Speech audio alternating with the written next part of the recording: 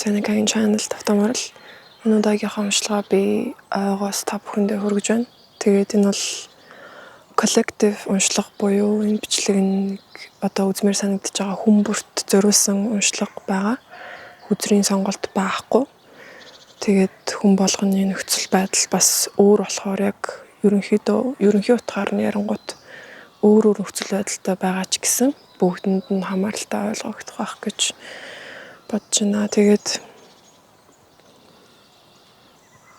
энэ хүн уншлагын маань ерөнхий агуулга нь маш их юм харилцаа болон сэтгэл зүйтэй холбоотой уншлага гарч ирсэн. Сүүлийн үед хүнтэй маргалцсан байж магадгүй, хайртай дотны хүнтэйгээ эсвэл багштайгаа ч юм уу ам зүрлцсэн, эсвэл ээжтэйгээ гэр бүлийнхаа гишүүнтэй ч юм уу муудалцаад жоохон санал зүрэлтүүд тэгээд нэлээд юм сэтгэл зүйн тогтворгүй маш их гүнсэн гутарсан тогтворгүй ерөнхийдөө харилцаа оюун санаа сэтгэл зүйн байдалтай байсан байгаа баха. Тэгэхээр нэлээд юм асуудалтай нөхцөл үйл явдал болсон ч гэсэн яг болох ёстой зүйл бол яг болсон. Энэний араас та нэг урд нь хайрцагт байсан бол тэр хайрцагнаасаа ерөнхийдөө хайрцаг нь жоохон одоо эвдэгдээд тэр хайрцагнаасаа гарч ирж жоохон задарсан гэсэн үг. Тэгээд дээрэс нь энэ бүх үйл явдлын араас бас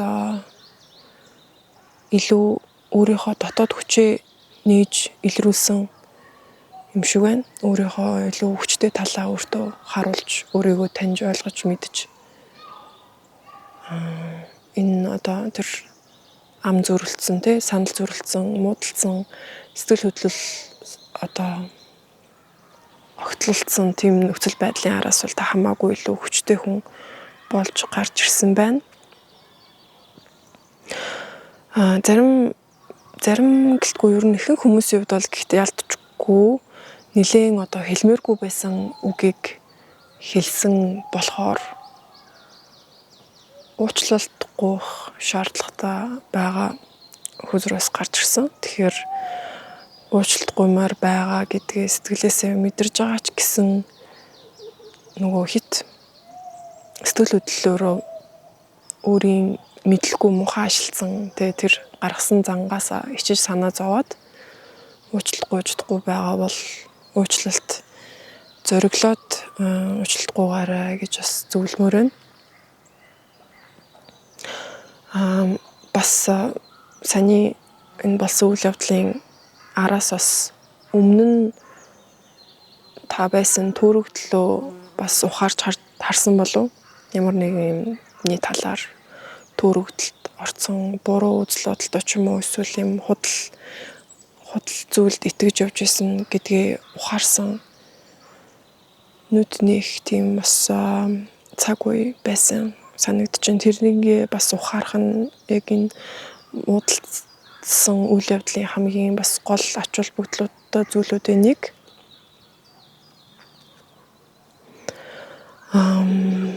Ерөнхийдөө саний болсон үйл явдал нь ингээ хэдийгээр таны хувьд шударга бус санагдаж байгаа боловч ерөнхийдөө тэр илүү тэнцвэртэй байдлыг таны амьдралд авчрах гэж ерөнхийдөө болсон байгаа. Тэгээд танд бас өөр зүйл нь юу вэ гэхээр аль болох дайрч давшихгүйгээр жоохон хүлээгээд цаг өгөөд өөртөө болон тэр ситуацтэй тэр одоо нөхцөл байдалтай нөгөө хүндээ ч гэсэн цаг хугацааг өгөөд илүү сайн боловсруулад илүү сайн төвлөрөөд тэгээд дараачихаа үйлдэлийг төлөвлөөд хийх нь хамаагүй зүйтэй.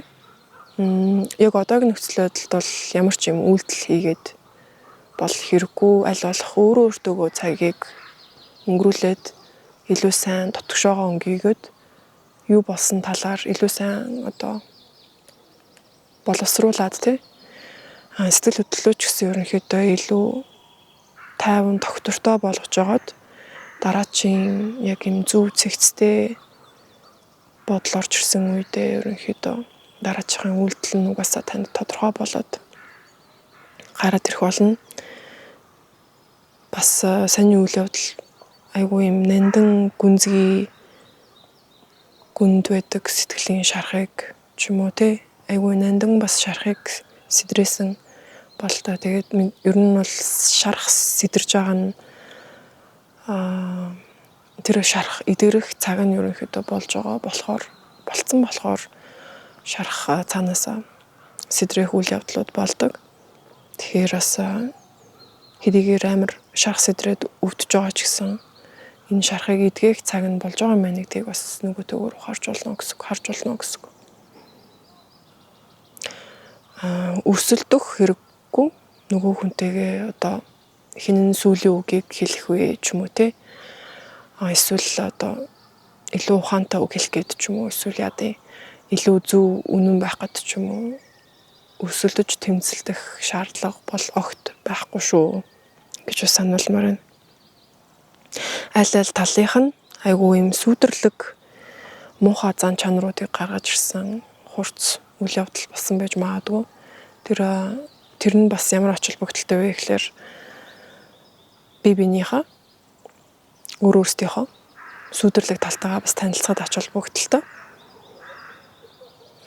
Сүудрлэг талаа ерөнхийдөө олж мэдж таньж хүлийн зөвшөөрснөөр тэрнийхээ эзэн нь болж чадна. Тэрийгээ дараачудаа гаргаж ирэхгүйгээр тэрнийхээ одоо мастер нь байж чадна гэх юм уу? Өөрийнхөө дотоод амьтанлаг тэр сүудрлэг чанарынхаа. За тэгээд энэ удаагийнхаа коллектив уншлагыг ингээд дуусгая. Богинохон ч гэсэн ерөнхийдөө маш олон хэрэгтэй мэдээллүүдийг өгсөн гэж найдаж байна. Тэгээд үзсэнд баярлалаа. Та бүхэнд амжилт хүсье.